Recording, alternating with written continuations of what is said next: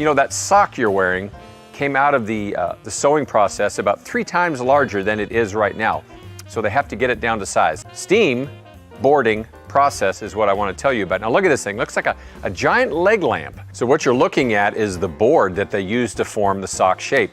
Now this sock gets placed on the board and it goes through a little chamber where steam is applied to the sock. Now that steam is what sets the shape of the sock, and if they didn't, when you put it in your washer and dryer, it would come out, it would lose all of that shape. It would just kind of be a wrinkly, unformed mess. So that steam helps set the shape of the sock.